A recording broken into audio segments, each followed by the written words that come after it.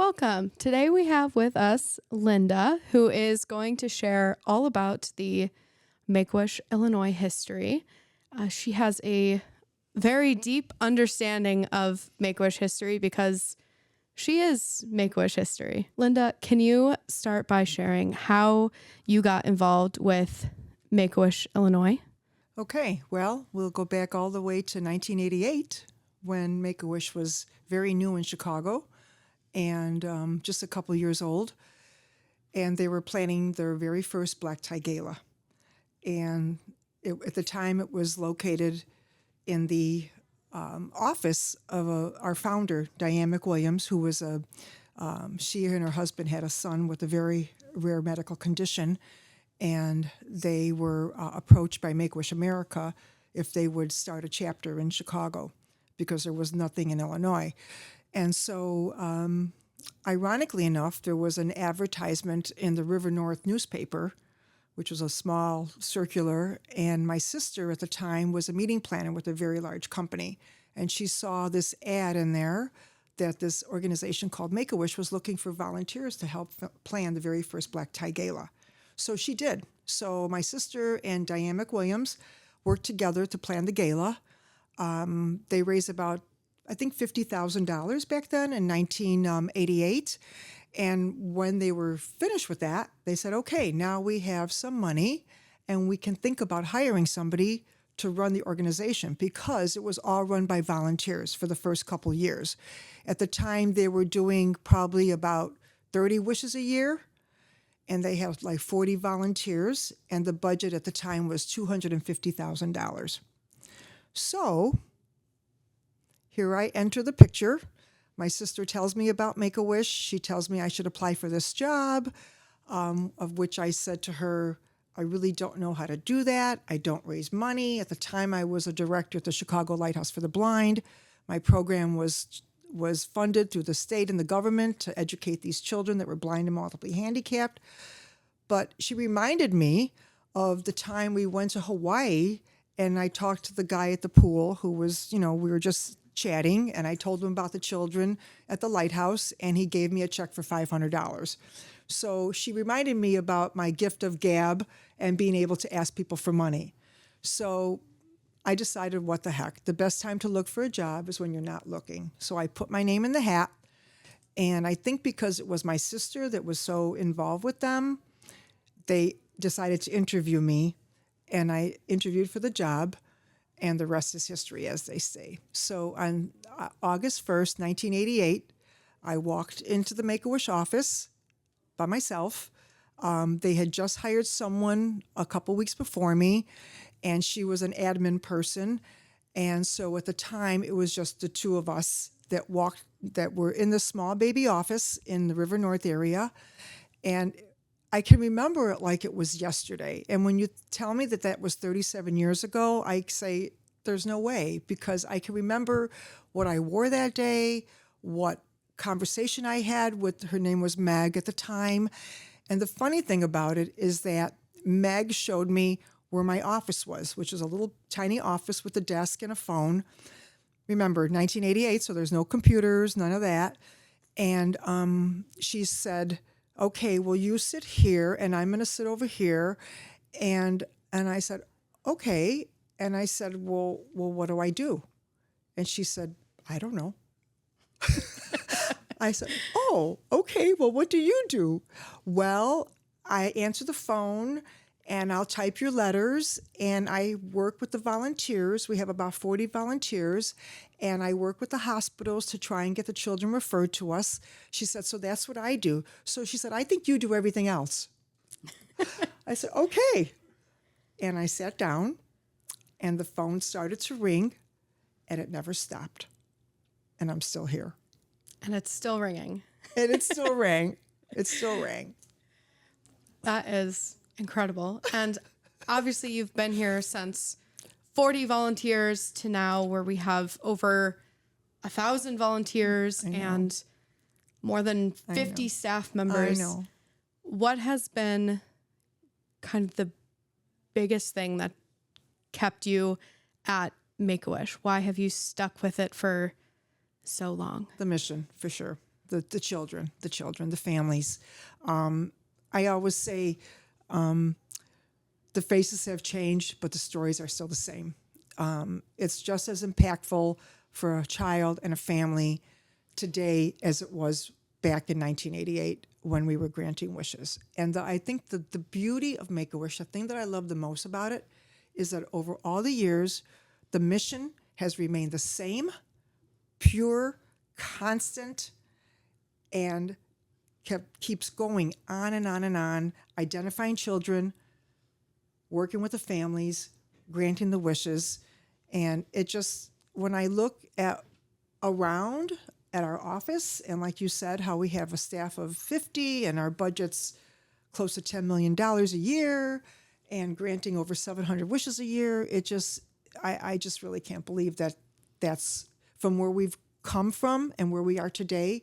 It's just mind-boggling to me. But it just shows me that there is still a need for Make-A-Wish and how critical we are to the healing process of our children. And I think the thing that I love the most about it is that today, the doctors and the nurses and the social workers, when they get a child who's newly diagnosed, they'll say to the family, here's your treatment plan: chemo, radiation, and Make-A-Wish. And to me, that really shows the impact and the importance of our still being here after all these years, and granting the wishes, and how much it affects the children and the family and how much it helps with the whole healing process. Can you tell me about one of the most impactful moments that you've had here at Make-A-Wish, Illinois? There have been many. When you think of 37 years, I mean, there's been many. I think about the children, the wishes that impacted me. I think about the experiences that I've got to experience being involved with Make-A-Wish, first as the executive director for the first 10 years, and then continuing on in not in an executive director role, but as a development person raising money to make the mission happen. I mean, it was shortly after I started, one of the wishes that was the most impactful was a little girl. Her wish was to buy presents for all of her family members so that they could remember her by, because she had a brain tumor that was pretty severe back then. She was 7 years old. And I proceeded to work with her and the family and planning a shopping spree in Water Tower Place. And we went, and she bought presents for her mom and her dad, her two brothers, her grandma and grandpa. And we kept asking her, what is it that you want? No, I don't want anything. It's fine. But well, what do you love? Well, I've always wanted a canopy bed, she said. And so we got this idea that while we were shopping, we had a team of volunteers at her house assembling a canopy bed for her. And so when she got to her house after the shopping spree and she went to her bedroom and she opened the door, she saw this beautiful pink ruffled canopy bed with all stuffed animals on the bed and all that. And she could not believe her eyes. And her mom explained to us that she didn't sleep in that bed for 3 days because she didn't want to mess up the covers. But when I think of Marilyn and what that wish meant and what it meant to the family, that she specifically bought presents for each of them, and she subsequently passed away. Very emotional and impactful for me because I'd never been to the services of a 7-year-old child. So that was like the beginning of many that I would experience being at Make-A-Wish. And then, of course, there was the students at Northwestern when they did the dance marathon. And they raised $390,000 for us, where they danced continually for 48 hours, and we were the charity of choice. And I got to go there and be on the floor with them and brought wish children, and they danced with the students while they were raising money for us. And then at the very end of the dance marathon at 1 a.m, got to be on stage with them when they unveiled how much was raised for us. And we're talking in our very early days. For our donation of $390,000 was big, big, and we used that money to put a little bit into it for our very first endowment for our future. So we were able to do that. and take 100,000 of that money, put it away so we could start to maybe earn some money on it and begin our endowment fund. And that's what helped us to start that. And then, of course, the Smashing Pumpkins. I mean, when they had their 10-year anniversary, they did a 10-city tour throughout the United States, and they partnered with a different children's charity for in every state that they went to. And when they were here in Chicago, they performed at the Parck World Center, and we got to go to experience that and see Billy Corgan and his team perform to benefit Make-A-Wish. And we had Wish Children there with us, and then he gave us a donation of $500,000. So I got to be on stage with Billy Corgan. So that was my 30 seconds of fame to do something like that. So it's moments like that that go on and on and on. And the Wish Child, who wanted to play with the Chicago Symphony Orchestra, and he played at Ravinia, and we went there, and his fingertips were, he played the violin, and his fingertips were all like, bruised because he was practicing so hard to really perform with them and get that moment, and they were just wonderful to him. So it's just like all these moments that I've had to experience with these children over the years, they still have a little pocket in my heart till this day, and I remember them like it was yesterday. So I guess the answer to your question, Sloan, I think it's the children and the mission that keeps me at it. And of course, the donors that I get to meet that continually support us year after year after year, that feel connected to the mission because I share stories with them or I expose them to different things that we're doing so that they feel connected to our mission and they know that the funds that they're giving is being used for the children to grant these wishes. So all those things compounded together are the reasons as to why I'm still here. Did you know I recently found a Twitter page that is entirely dedicated to the anniversary of the Smashing Pumpkins benefit event for Make-A-Wish, Illinois? No way. How cool. And to be able to live through it and to be a part of it, of when we were there with him. And I'll tell you something funny. When we were on stage, he whispered in my ear, Billy Corgan, and he said, I had it in my head that I wanted to give you $500,000. It wasn't quite $500,000 of what we raised. We raised the night at the concert, but I threw in the rest because I wanted you to have $500,000. Wow. I mean, how special is that? Yeah.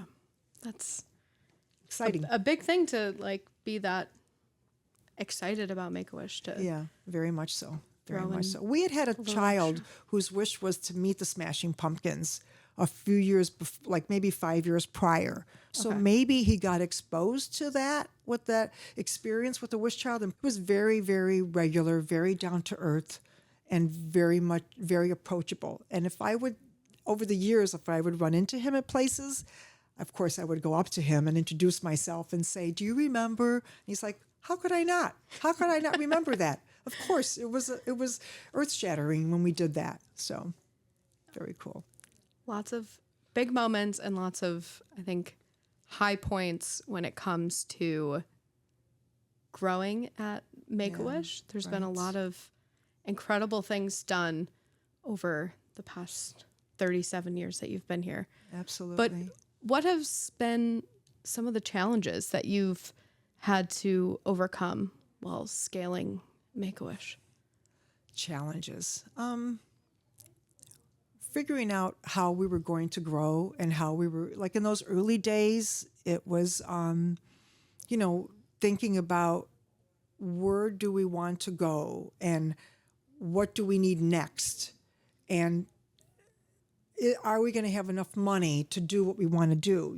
And so, it was difficult those first 10 years. It was difficult, but it was fun and it was energizing and it was exciting because we didn't have a playbook. We just did what we felt was the right thing to do, and we all felt passionate about the mission, and we felt like we had to keep it going. And whatever it needed to be done, we did it. And it's interesting because I still keep in touch with some of the staff members from way back when, And they still say the same thing to me, that they say, we worked so hard, so many hours, but it was all fun and exciting, and we were energized and we wanted to do it. It wasn't like anybody said to me, you have to work 80 hours a week. We just did it because it was what we felt like it was the right thing to do.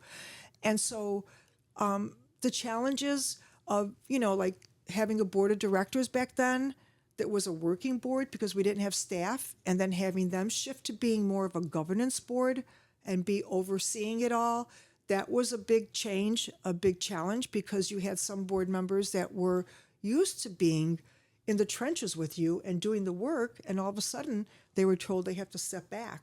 They were all volunteers, of course, but some of them didn't like that because they liked being in the day-to-day with us and all. So that was a big shift that we went through, of course, and that's how it is today. Our board of directors is a governance board overseeing our structure and our success and the funds that come in and what we're going to be doing next. And so that's kind of the way it is, because now we have 50 staff to do the work.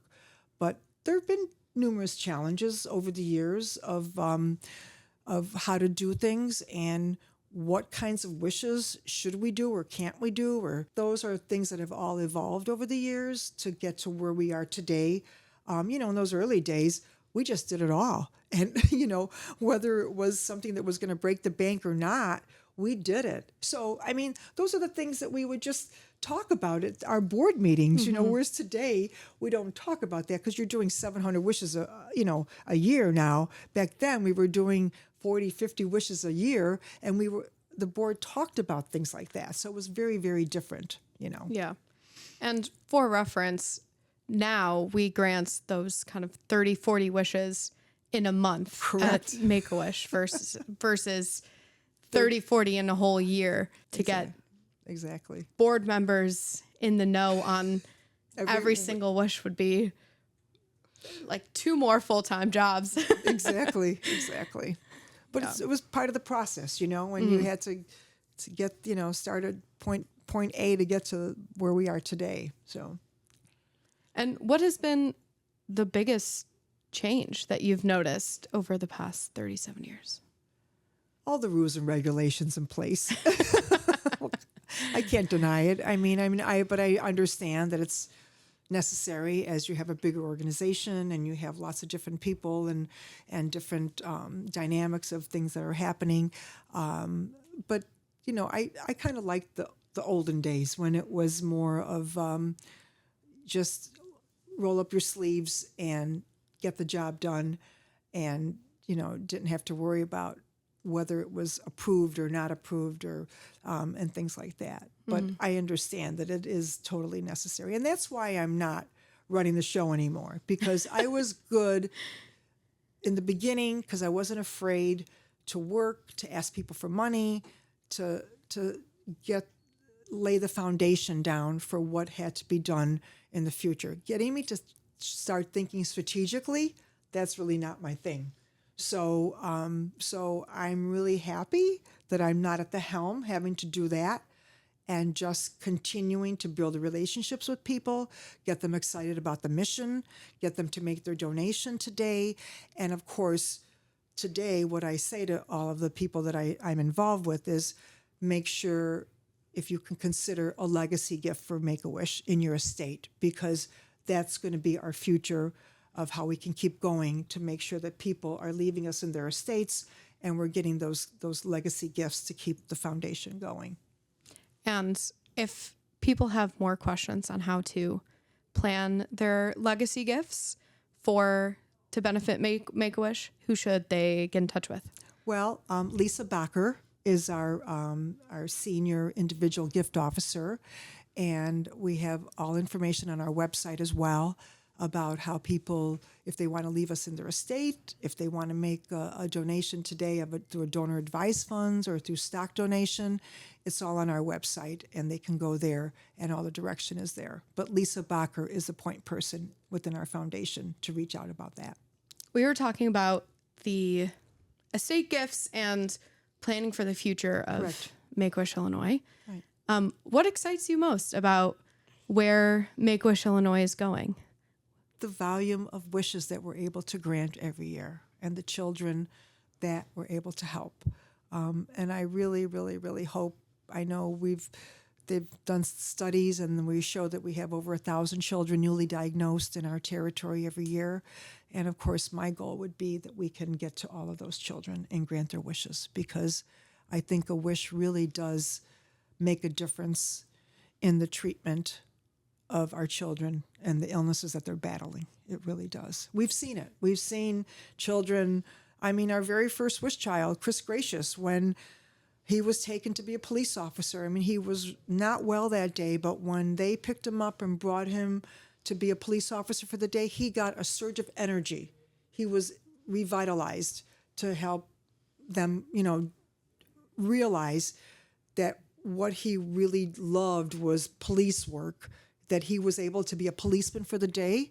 And we saw that burst of energy in that child way back when, in 1980, when the very first wish took place in Phoenix. And I think it's the same thing of our children today, that it shows that a wish is vital, important, necessary for our children and what they're battling. Mm-hmm.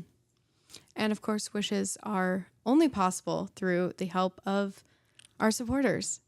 So if you want to be the reason that a wish is granted, visit our website to learn more about becoming a wish maker. Anything else that you would like to add about Make-A-Wish and the history of Make-A-Wish, Illinois? Your love of Make-A-Wish? I guess, I keep saying that I'm very fortunate that in my lifetime, I was able to find something that I became passionate about. Because I think many people in their lives never really find anything that they're passionate about. And I was very lucky that I found something like this to become passionate about. Little did I know that I would still be here after all those years. My sister, who told me about the job, still cannot believe that I'm still here, because she in her own career has done 10 different things in the last 37 years. And I keep telling her, just leave me alone. I'm fine.